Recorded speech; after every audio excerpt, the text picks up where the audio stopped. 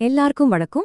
நீங்க விடிஎம் லிமிடெட்ல ஒரு முதலீட்டாளரா இருந்தாலோ இல்ல இதுல முதலீடு செய்யலாமான்னு யோசிச்சுட்டு இருந்தாலோ இந்த அலசல் உங்களுக்காகத்தான்.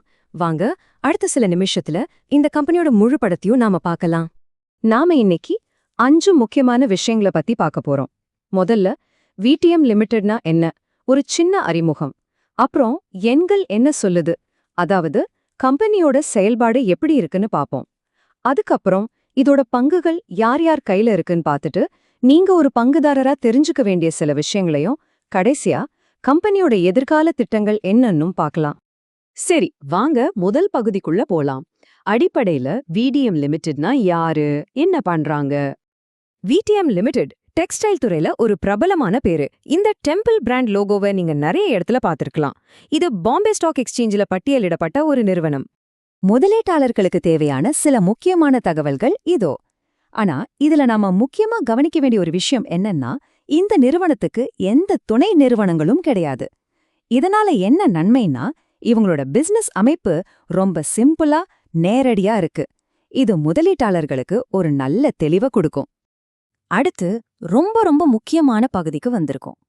எந்த ஒரு கம்பெனியோட உண்மையான கதையையும் அதோட நம்பர்ஸ் தான் சொல்லும். வாங்க, விடிஎம்ஓவோட நிதிநிலைய இன்னும் கொஞ்சம் ஆழமா அலசி பார்க்கலாம். சோ கம்பெனியோட செயல்பாடு எப்படி இருக்கு? இந்த கேள்விக்கான பதில் அதோட கடந்த கால செயல்பாட்டுல தான் இருக்கு. பாருங்க, கடந்த சில வருஷங்களா இவங்களோட பங்கு விலை எப்படி உயர்ந்திருக்கு. 2020ல வெறும் 21 ரூபாயில இருந்தது, 2023ல 61 ரூபாய தாண்டி போயிருக்கு. இந்த வளர்ச்சி முதலீட்டாளர்கள் இந்த நிறுவனம் மேல வச்சிருக்கிற நம்பிக்கைய தெளிவா காட்டுது. இப்ப நான் சொல்ல போறது ரொம்ப முக்கியமான ஒரு விஷயம். முதலீட்டாளர்களுக்கு இது ஒரு சூப்பரான செய்தி. இந்த நிறுவனம் அடிப்படையில் ஒரு கடன் இல்லாத நிறுவனம். இது ஒரு மிகப்பெரிய பலம். மார்க்கெட்ல என்ன ஏற்ற இறக்கம் வந்தாலும் கடன் இல்லாதது ஒரு பாதுகாப்பு கவசம் மாதிரி. இது நிறுவனத்துக்கு நல்ல ஒரு நிதி ஸ்திரத்தன்மையை கொடுக்குது. கம்பெனியோட வர்த்தகத்தை பார்த்தாலே ஒரு நல்ல கதை புரியும்.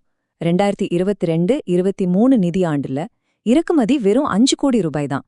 ஆனா ஏற்றுமதி கிட்டத்தட்ட 42 கோடி ரூபாய். இது உலக சந்தையில இவங்களோட தயாரிப்புகளுக்கு எவ்வளவு பெரிய தேவை இருக்குங்கிறத காட்டுது.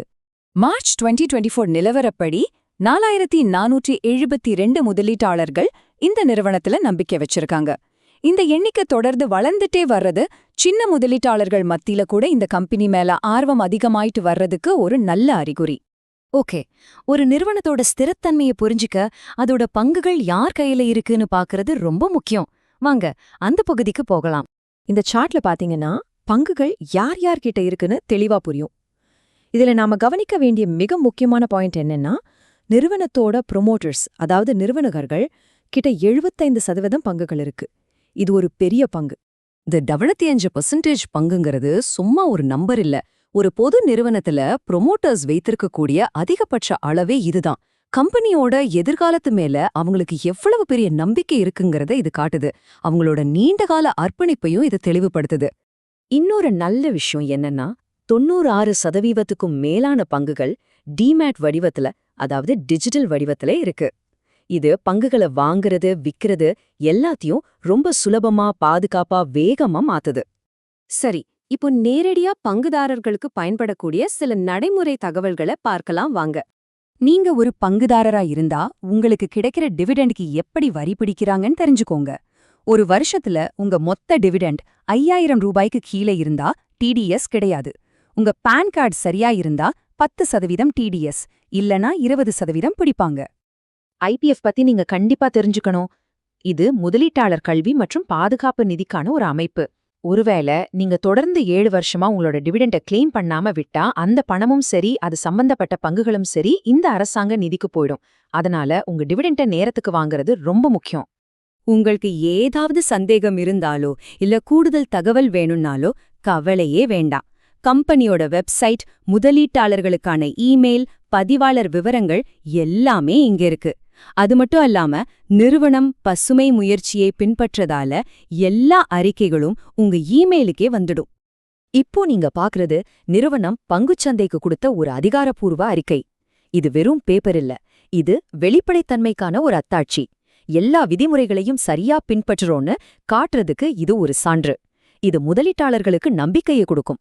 சரி, கடைசியா இந்த நிறுவனம் எதிர்காலத்துல என்ன செய்ய போகுது, அவங்களோட இலக்குகள் என்னன்னு பார்க்கலாம்.